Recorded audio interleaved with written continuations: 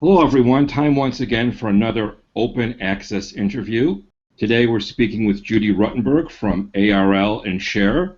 Good morning, Judy. Before we get started talking about the Share project, could you tell us a little bit about yourself? Sure. Well, thank you, Gary, for having me. I'm delighted to do this interview. Work as a program director at the Association for Research Libraries. I've been with ARL for about 4.5 years. Before that, I worked as a program officer in an academic library consortium in North Carolina, and before that as an academic librarian. So that is my background and what led me to this membership association work. Could you give us a little bit of background about when Share started and why it started in the first place?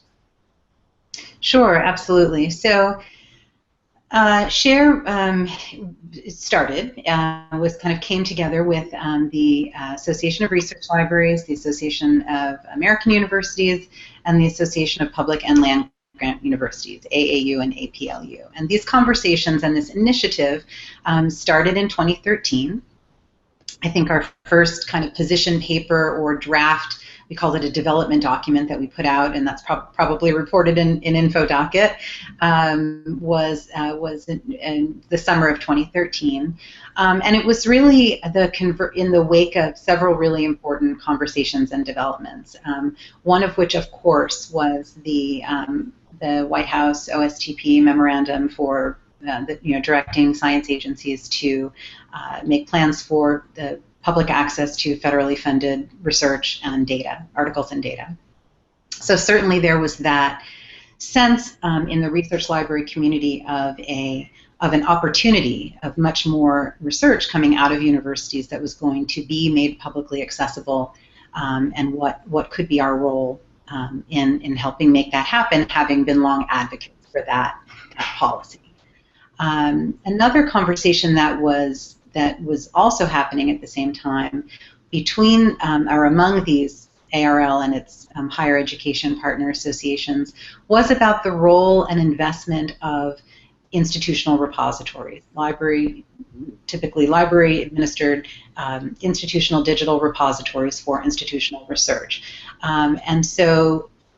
And then also, I guess a third conversation I would add to that, still ongoing, had to do with the associations, again, talking about funding for, subvention funding for the first monograph in the humanities. So I tie all those things together to say there was this opportunity in having more federally funded research becoming publicly available, universities doing such a bulk of that research, libraries having already invested in some infrastructure to steward and preserve that research, and then a general conversation about how we fund this, how we fund research, and how we fund the dissemination, preservation, access to that research. So out of all that came this notion that our libraries, these institutional repositories, and the sort of distribution of scholarship should be aggregated in some way, interoperated in some way, made more visible, and made more discoverable. You can't talk about a project like this without funding. So could you talk a little bit about where the funding for Share comes from? Yes. So we have been, since 2014, we have been generously funded by the Institute of Museum and Library Services, IMLS, and the Alfred P. Sloan Foundation, who have jointly given us $2.2 million between the two, foundation and agency. Since 2014, since that initial round of funding, our associations brought on our technology partner. So the other, partner in this endeavor, in addition to libraries and higher education, is the Center for Open Science, who is building the technology for Share and is a mission-aligned partner in this endeavor. So let's go back now to 2013. The idea comes in, it's tossed around, the funding comes in. What was the first step that you took to actually make Share a reality like it is today? That's a great question. The whole notion of share, it was, we typically don't use the full spelled out acronym anymore, but it was Shared Access Research Ecosystem. And I say that because now, although we like the name share for obvious reasons, in what we're trying to accomplish, that ecosystem term was in recognition that there are many, many players in the production and dissemination and publication, et cetera, of research. And so we wanted to be really broadly inclusive of people in the standards community, people in the library repository community, publishers, various kinds of stakeholders who would want to come together and envision how, again, how we might aggregate information and data about this research in an open way that could then maximize, again, its visibility, its impact, its discoverability. So it really began with populating a number of these expert groups and then coming together to hone in on the first sort of critical piece of infrastructure we felt was needed, which was to build a kind of data processing pipeline so that metadata, at the metadata level, we could bring together a number of these repositories and into one aggregate store of materials through a common open API. What makes SHARE different than similar projects?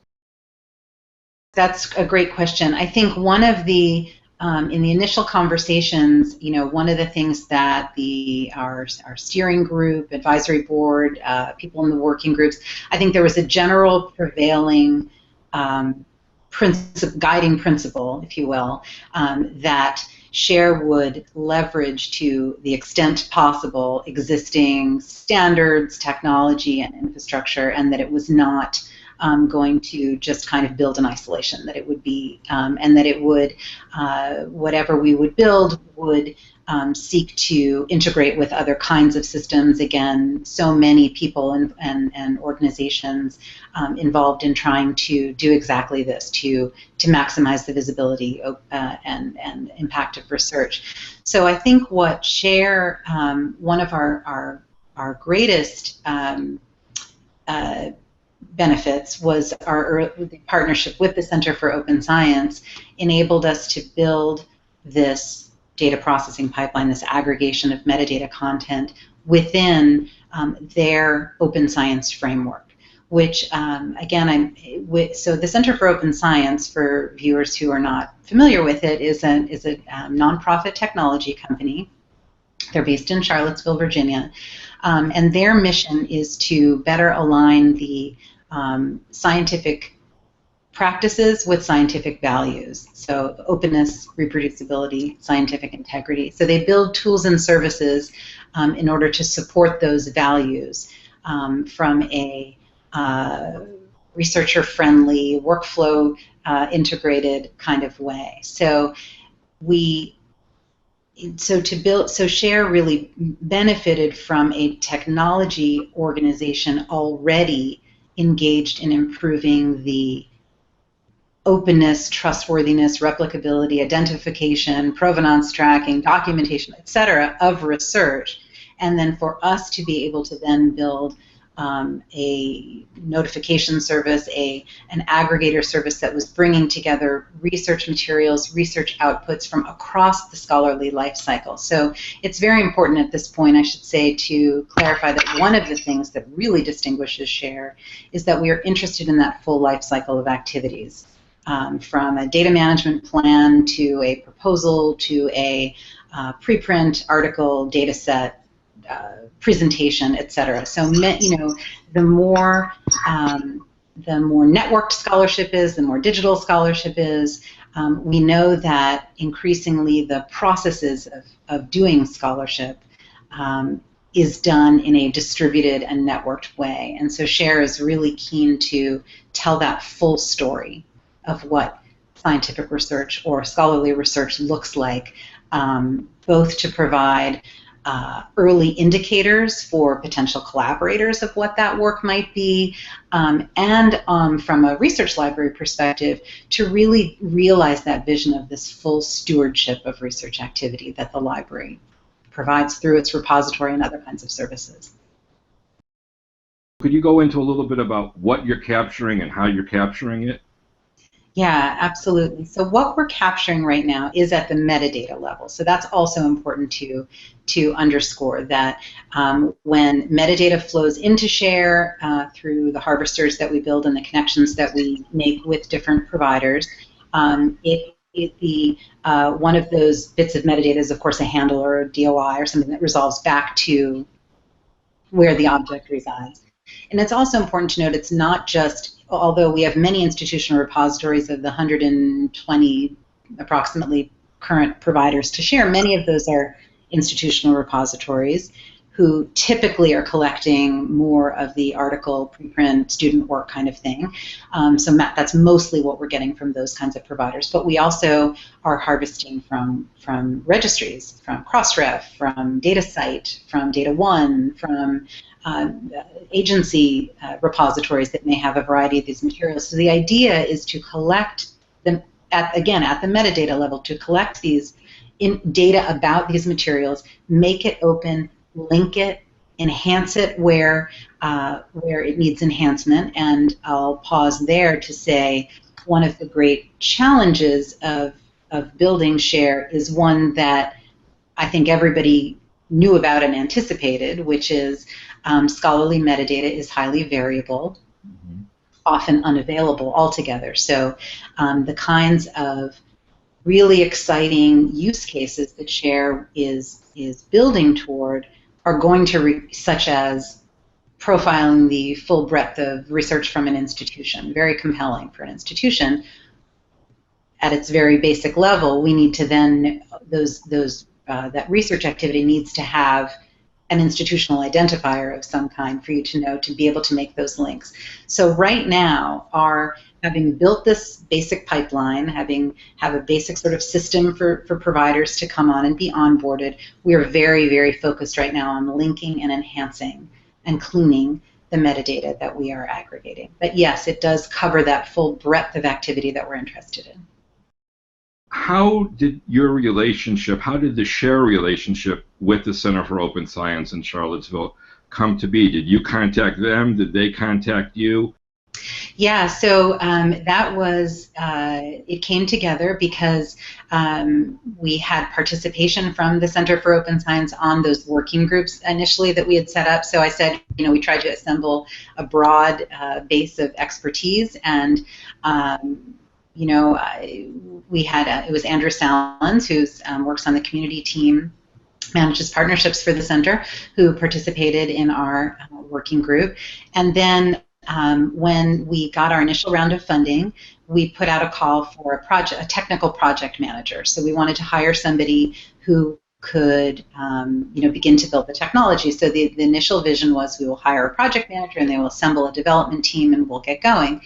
But in the course of our, again, that broad-based working group, various groups came to us and said, well, we could do this for you. We could just build this for you, so rather than building your own team. And so at the same time as we were doing this recruitment for a project manager, we put out a general call that said, if you're an existing development team and this project interests you and you think you can do it, write us a proposal. So we gathered a number of those, and then in consultation with the Share advisory board, did interviews, and as the process, as you can imagine, it was a competitive one, and chose the center. So now you mentioned a moment ago that you have approximately 120 providers. Did you reach out to them? Did they come to you? If an organization, let's say, is listening to our program right now, how can they get involved? What are you asking of them?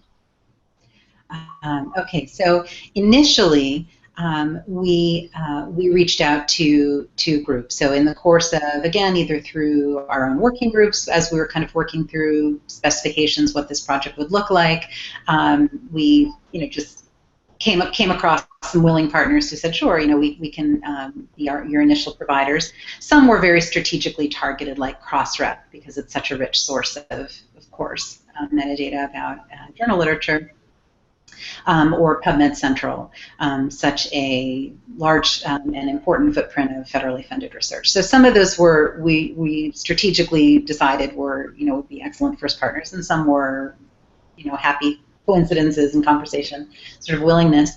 And then, now we are, as we say, sort of open for more and more providers when we give presentations about SHARE, when we talk with institutions about their needs and what their hopes are for their own repositories.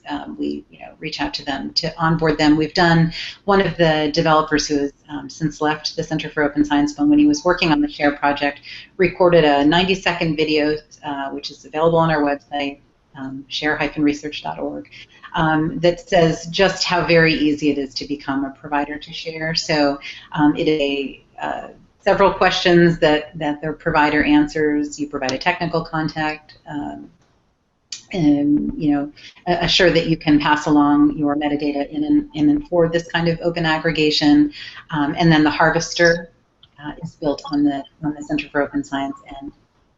So it's very, very easy, and one of the things, again, in this cleaning and enhancing phase, more providers gives us more data, so including what might be either duplicates of different records or different manifestations of the same activity, all of which give us opportunity in this cleaning, linking, enhancing phase to pull metadata elements from some providers that may not be present for others, and begin to really build something valuable.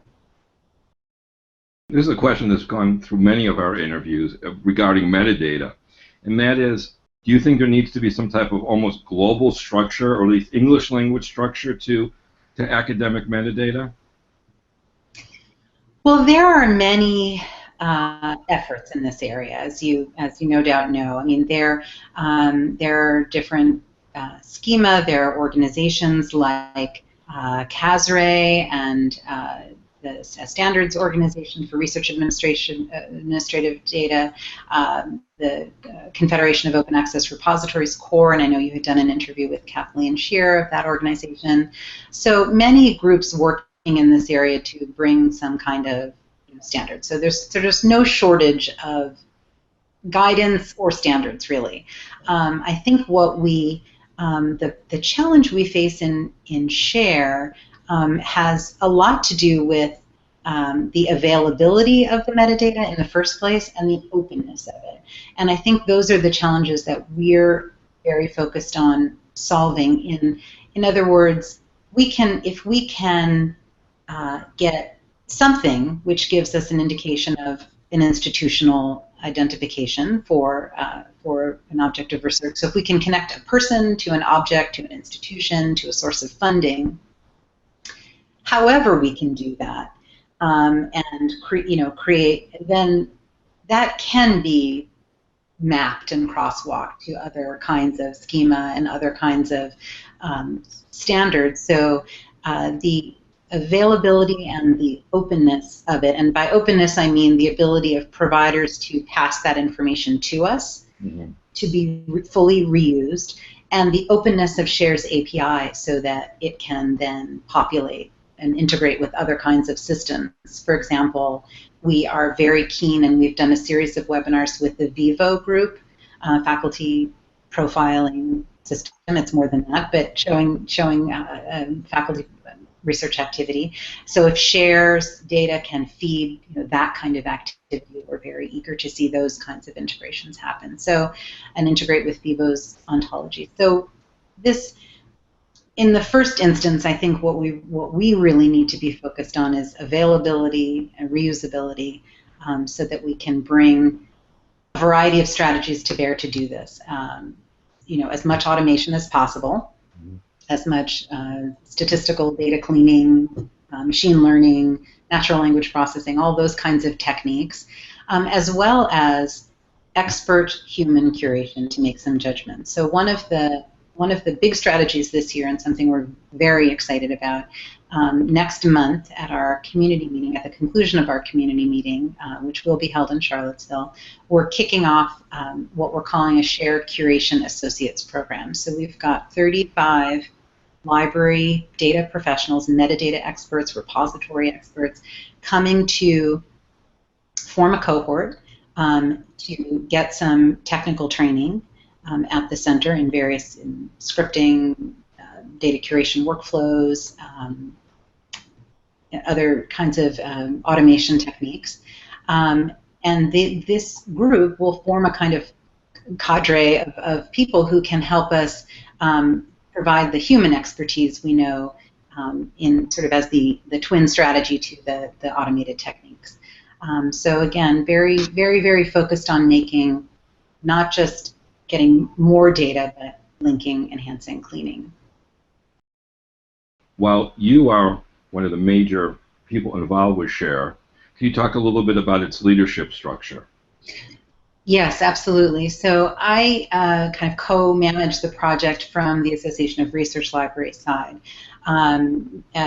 Jeff Spies, who's the CTO and co-founder of the Center for Open Science, kind of my counterpart at the center side. We have a director for the program, Tyler Walters, who's Dean of Libraries at Virginia Tech University. And we have what we call an operations team, and so that's Tyler, Jeff, and myself, along with two fabulous visiting program officers who are members of the research library community whose institutions have given generously of their time to participate in this program for ARL, and that's Cynthia Hudson-Vitale from Washington University in St. Louis and Rick Johnson from Notre Dame. So that's kind of our day-to-day group. There's a development team, of course, at the Center for Open Science working on this, and this summer that development team is aided by their summer interns, paid summer interns, which is nice. And we at some point decided that our 4 working groups needed to be merged into one. So we do have one large joint working group, and the people are listed on our website if you want to go look to see who those people are, who give us lots of wonderful advice and input and guidance. And we have an advisory board, and that is made up of leadership from the 3 sponsoring associations that I mentioned, as well as kind of partner organizations like Spark and CNI and Internet 2 and various other people representing different aspects of the higher education community that are interested in seeing this project succeed. I know you've had several meetings as the project moves forward. There have to have been some roadblocks along the way. Can you share some of the highlights and perhaps a few of the lowlights to this point? An undertaking like SHARE is a big challenge. It's a big, get everybody in the community organized and excited, and let's build a critical piece of infrastructure. That's very hard. It's very hard to make sure that all the right people are consulted. It's very hard to, to the wonder and credit of our community. There are many, many meetings, and the open science, open scholarship, open access it's very hard to be everywhere. Talking, with, again, I mentioned a very small group of people kind of working on this project. I mentioned our generous funding, but again, we've taken on a huge endeavor here. So I think that our challenge is really to continue to make progress and really convince the community of these different kinds of repositories, as diverse as it is, people who are interested in collecting research objects, again, across the life cycle, different kinds of workflow objects, that it is in our common interest to aggregate that material, to work on it together, again, to work on those standards, work on better metadata, so that everybody can benefit from knowing more about scholarship, so that collaborators can identify, or people can identify potential collaborators before a publication. A publication is very late in the process of science or scholarship, right? Whereas a proposal, things earlier, might help connect people, might reveal that network of knowledge in a different kind of way than simply what a literature search can do. I think that's a really good point, that SHARE is more than just finding preprints, or SHARE wants, let's put it this way, SHARE, one of the goals is to be more than just sharing, just as a data, which is important too, but just as a database to find preprints. You have a much grander picture of what SHARE can do in terms of perhaps just identification of people or of institutions. Absolutely. And I think that that's in recognition that scholarship is a very dynamic, especially in the open scholarship kinds of realm and conversations. It's a very dynamic business. The question of the role of preprints is a very active one right now in scholarship. It isn't, what the journal will, how long will scholarly communication be recognizable as it is now in its present state, and where do we need to be geared up to really enhance and provide value and steward and preserve where scholarship is going, not just where it's been. You really have several audiences that you're trying to reach out to, the institutions themselves to participate, traditional academics and students perhaps to use the resources, other universities. What are you doing to reach out for them? And do you see an audience outside of the traditional academic community for a resource like SHARE? Well, one community you didn't mention that I do think could be very interested in this is the open source community. I mean, I think this is an open source project, and it's a modern technology in terms of how data is exchanged through APIs. So I think that when we've had one, and we're about to have another hackathon where we really hope to include people from the open source community who are not necessarily involved in academic research or academic institutions, who see some challenges in the interface or in discoverability or in integration of data that could be interesting. So I think that's one audience. I certainly think that that you mentioned journalism. I think that the more institutions and individual scholars wish to have public impact and measure public impact to their research, we rely on journalists to write about those things, and we want them to be able to easily access an open version of that scholarship in order to understand it. So if somebody has done important policy research, we want them to be able to, and that's being covered, we want that to be easily discoverable. So I think SHARE does serve that, or certainly can serve that purpose as well.